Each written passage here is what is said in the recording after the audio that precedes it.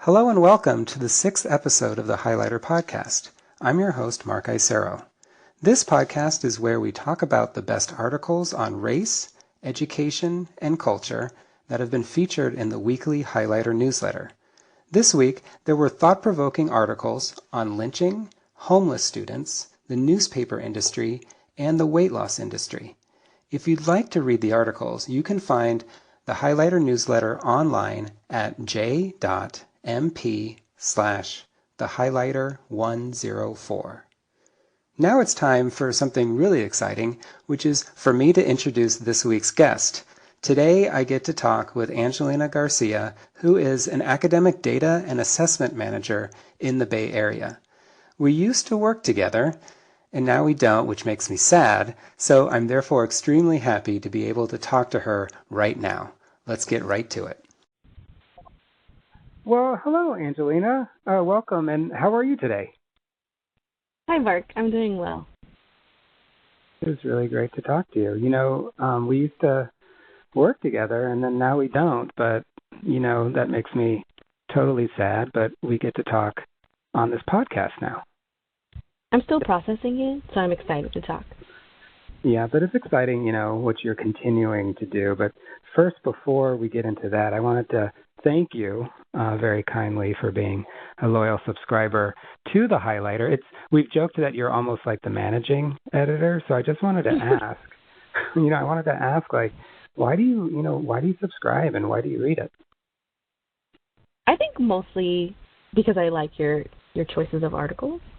I also don't feel pressure to read all of them, and I like that kind of close but a little bit distant interaction of okay, cool, this is Mark's curation of articles this week. Let me just skim the titles. Okay, cool, I'm going to read that one. That piques my interest. And then also, if I want to say something back to you about my thoughts, you're totally open to it, so I kind of like that interaction. So I like the fluidity and also the option, but also not a lot of pressure. So I think that's mostly why I like the Highlighter.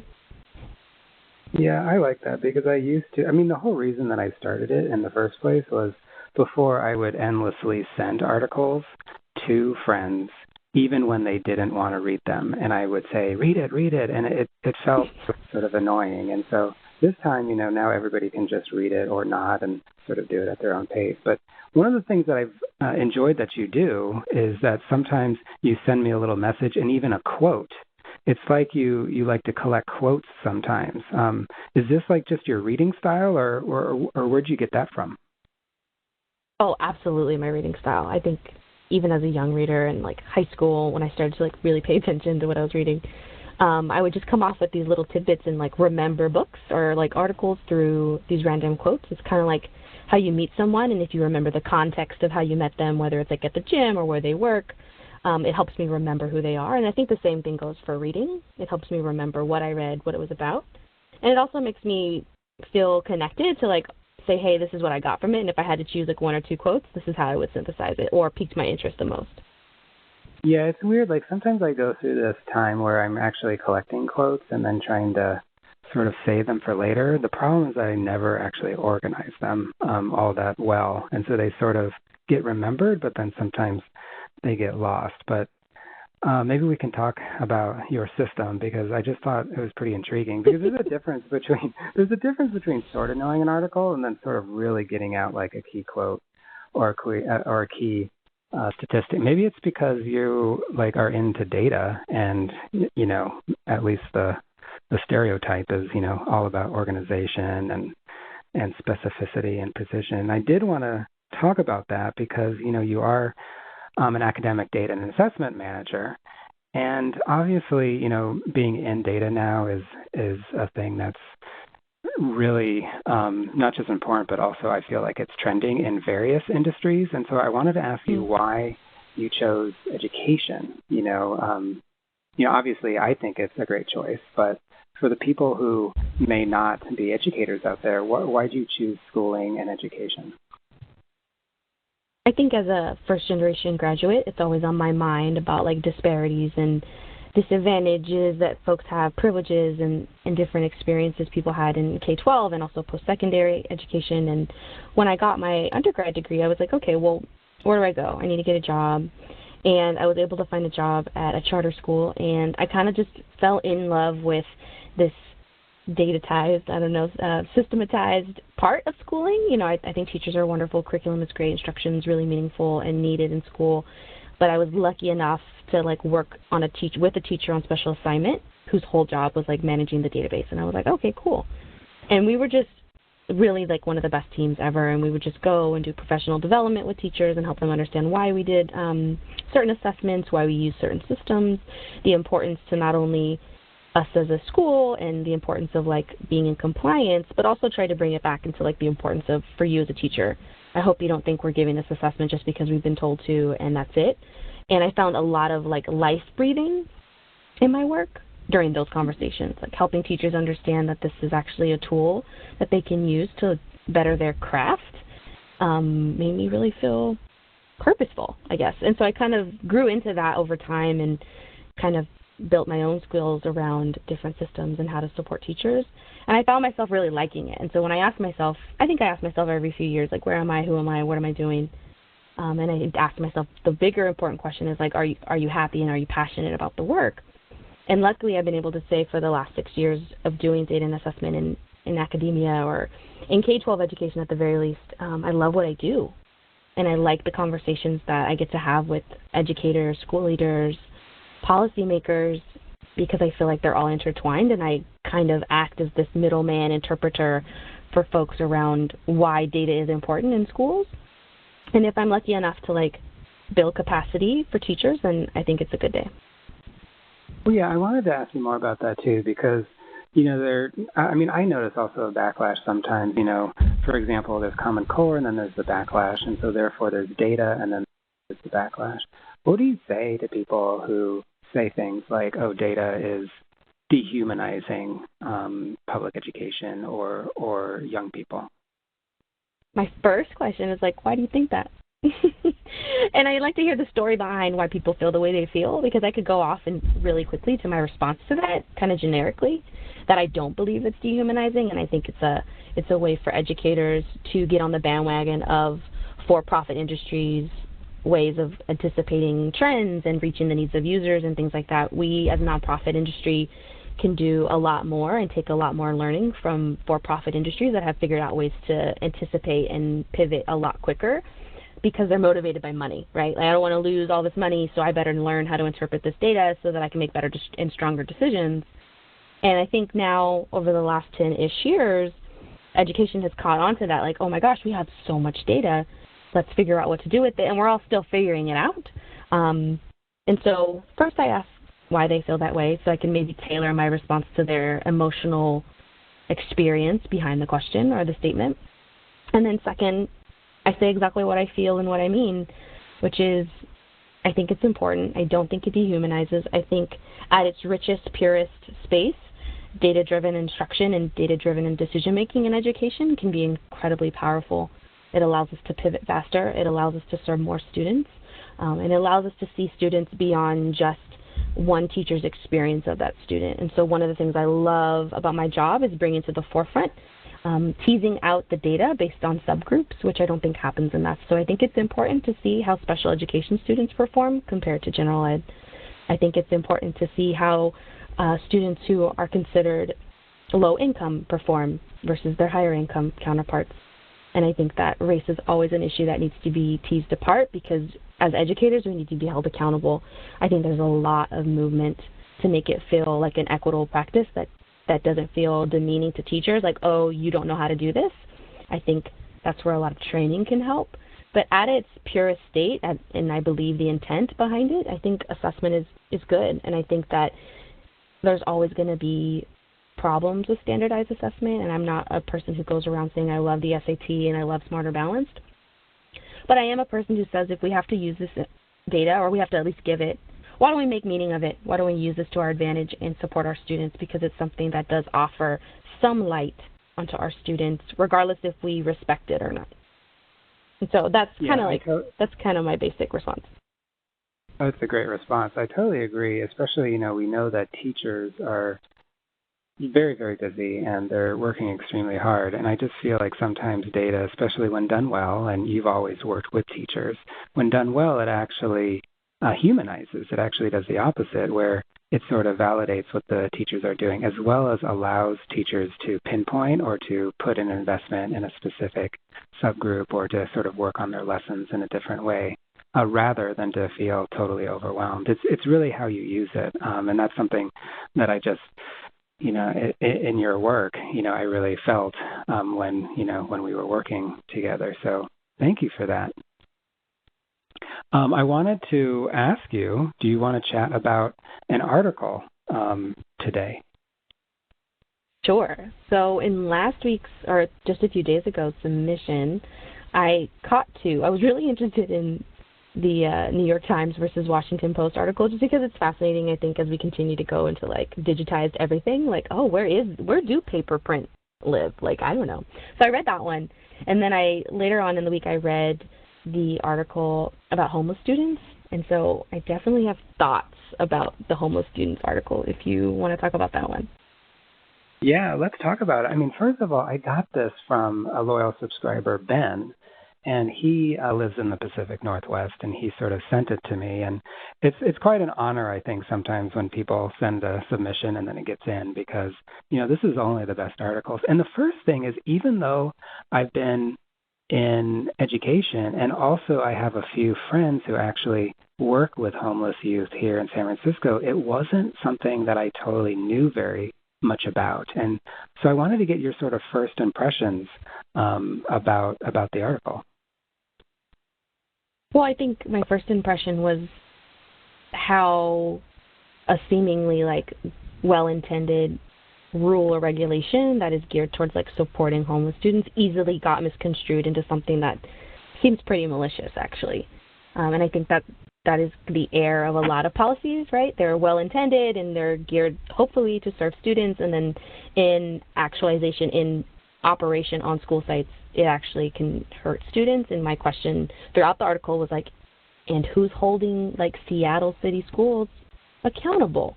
And, like, how do we see that? And I don't think the article really got towards the external accountability for the Seattle city schools. And that was probably the most disappointing piece of the article around, this is a marginalized group across the country that is continually being disserviced. And this is an explicit way where you have student athletes who are homeless playing for 4 years and not graduating with a high school diploma. And, like, how devastating that is for, particularly, as the article meant, mostly black students who are being affected by this regulation or law. And so I think my first reaction was like, this is really sad, and now what? And who else is doing this? Because Seattle's the only one talked about, but I'm sure it happens other places. Yeah, I'm sure it totally happens other places too. And I agree with you about the article. I mean, I totally thought it was fascinating, and yet at the end I was, even though it was long, I wanted it to explain more about the accountability for the entire system. It seemed like they were trying to sort of blame high school football programs, and specifically African-American high school football coaches. But my question was more like exactly what's going on here from a systemic, specifically because the tone, and this is what I get nervous about, especially with the general public when it comes to public education, it did seem to be a little bit negative with regard to whether these students are actually homeless. And so there was that whole part of it. Yeah, did you feel like it seemed like they were sort of blaming the kids and blaming the coaches? And actually, I felt like inside the story, it was almost like, oh, there's really not that many homeless kids out there. They're just sort of trying to beat the system. And I sort of got mad about that. Mm-hmm. Immediately, I ran to that. There's a bar chart right in the middle about, like, oh, the increase in the homeless youth. And I was like, hold up. Let's talk about this bar graph. Are there extenuating circumstances that could also have contributed to this? Like, is there migrants in your community? What does public housing report? If ever you show an increase in some sort of demographic, the question becomes, okay, and what happened outside of this community? Like, in the larger city of Seattle, what's going on? And was there a larger population of homelessness? Was there a decrease in jobs? Like, there's a lot of things that contribute to homelessness, and I was like, this is super uncontextualized data.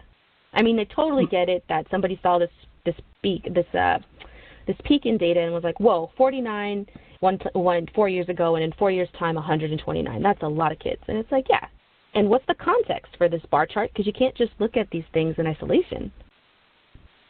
I just totally loved how you just totally analyzed it, and the thing is, we talk about how with fake news as well as reading of current events, there's this focus on the actual words and whether young people and adults, whether we can sort of draw conclusions, but you just nailed it in the actual graph. And I think that a lot of people probably reading the article are just going to take that chart at face value rather than asking the questions like you did. And I think go ahead. Well, I think that the original question around, like, well, is there really that many homeless youth?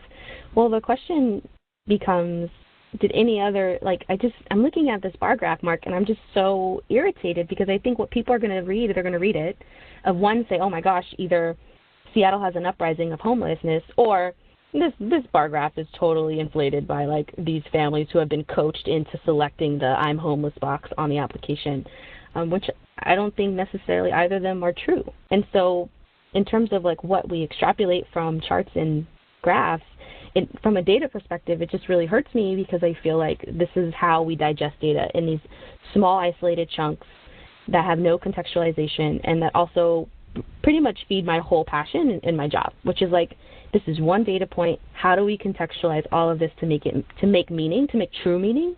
And so that I just want to add that piece around my fears when people read things like this. Yeah, I think it's great. And what I also got thinking about is, when usually with disaggregating data in education, there are groups like special education, special populations, and then there's also, say, by race and by socioeconomic. And then there are some groups that may be less sort of official or marginalized. And I'm wondering, to what degree do different districts, charter organizations, and districts, how much are they looking at homeless students as a cohort? Do you know of that going on? Is that something that is standard or not? I don't think it's standard at all. I think because of funding, even in the state of California, I think schools are becoming more aware that they should pay attention to homeless youth. But what's unfortunate is that there's no, like, programmatic backing for it. Like, and then we'll give you money for this program to support them, and these are the best practices around, basically instructing homeless or migrant youth, right? Because the idea too is, like, in a micro sense, homeless youth are probably not stable in the nighttime. Like, they're just falling asleep wherever they can and finding home space wherever they can, which is the same for, like, migrant youth who have to, like, travel across the country over 3 to 6 month periods, and, like, that's an instructionally difficult population. Like, I'm probably not going to see you on a continuing basis, whether I see you a couple of times a week or for just 2 or 3 months in a row and then I don't see you again. Like, that's actually really hard for an instructor to, like, handle and figure out the best way to meet that student. And there's no education that I've heard of that's like, and these are some best practices around reaching youth. And so I get really frustrated because I don't think there is any support. It's just like, now we're just starting to label it. We're just starting to count it. And hopefully you guys are doing something about it. Thanks. And so it feels really, I don't know, like traumatic almost to say this is a real population. They have needs. Right now we're just going to ask you to count them. And so the answer is I don't think that people are even looking at it. And if they are, they're just starting to look at it. And there's for sure not a lot of support that's publicized, I will say. I mean, there's got to be support out there. It's just not codified and packaged in a way that seems really clear, like other strategies for, let's say, English learners or special education students, differentiation for those groups. It's not the same, I don't think. Yeah, I mean, and I got a little bit mad also at the article because, there's this federal law that is attempting to help students who are homeless, and yet sometimes, for example, each of these provisions could go either way. So, for example, the one where you don't need a 2.0 GPA, which everybody else would need in order to play on the team, that is supposed to be supporting the student who is homeless. But it seems like maybe it's being detrimental at the same time. And so I think that was one big thing. I mean, that was one big thing in the article. It was sort of like, let's let's count them, but at the same time, maybe they're trying to rig the system. And by the way, let's help them, but let's not help them. And it just left me very, very frustrated at the end. But my question at the end is sort of what would you do next? I mean, you talk about counting. What would be the next steps to sort of not just not only to sort of bring a light to this, but also to get teachers and educators more thinking that maybe working with homeless students is something that they should be emphasizing and something that they should be thinking about?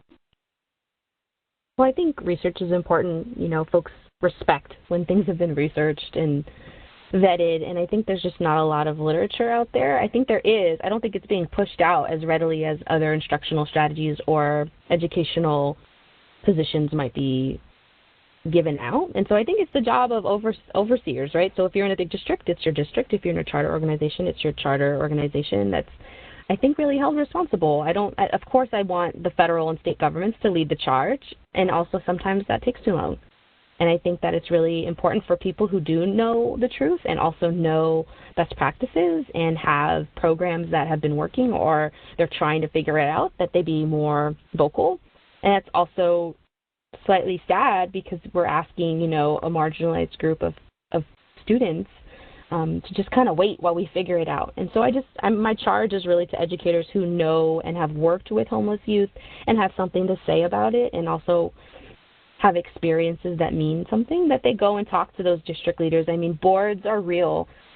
Board of Education for your local district, they hold a lot of power. And so I was really disturbed by one of the overseers that was discussed, who was like, we don't have time to investigate every single allegation of homelessness not being true or being true.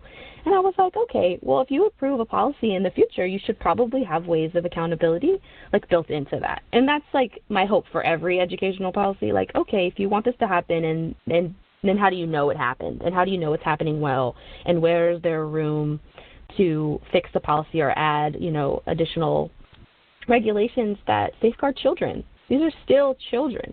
Despite the fact that the article is mostly talking about high school sports, there's a bunch of other ways that these students are being disadvantaged, and I just think that it's the call of the educators who know what they know to speak up and start circulating that type of conversation. Yeah, I totally agree, and it's just so intriguing, and also it just gets me thinking too. I mean, you've been extremely clear about this charge, about what needs to happen next, and it just gets me thinking about these 2 or 3 highlighter subscribers who work for the district here in San Francisco, and perhaps I'll try to encourage them to be guests on the show so that they can sort of see what's happening in San Francisco. There's a lot of there's a lot of applause and a lot of appreciation for what SFUSD is doing, and I'd love to know, because it seems like they're doing some stuff that maybe some other larger districts are not doing nationwide. Absolutely, I wanted to ask if they can put it on a. Sorry, go ahead. Sorry, go ahead. I just wanted to say, if that is the charge and that they're doing things that are well, then let's make these things public. We're all in public education, and that's my larger encouragement, is make great things more public on the internet. Let folks Google it and find it and say, oh my gosh, this is what SFUSD is doing. They found some really great strategy. Let's try it and let's fix it. Let's make it work for our community. Yeah, I totally agree. Well, thank you for chatting about this article. Is there anything else that you'd like to talk about in the article?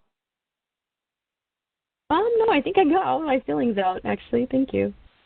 That's so good. I mean, I wanted to also ask before we close, is there a topic, because you've been with the highlighter since the beginning, so is there a topic that you want to read more about that maybe I should go and look for?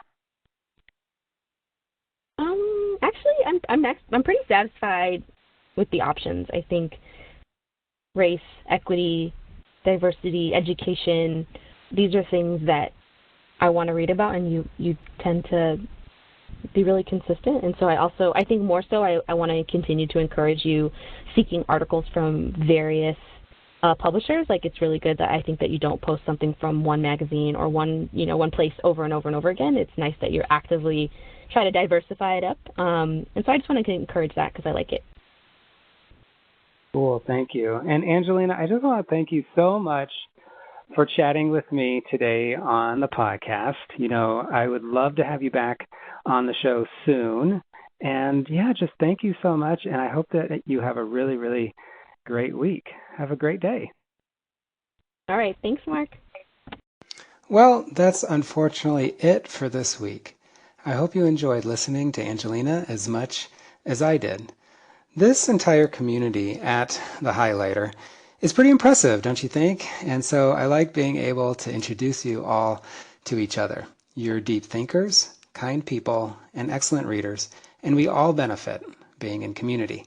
Thank you for listening to this episode, and I'll be back next Sunday night at 9:10 p.m. for the Highlighter Podcast number 7.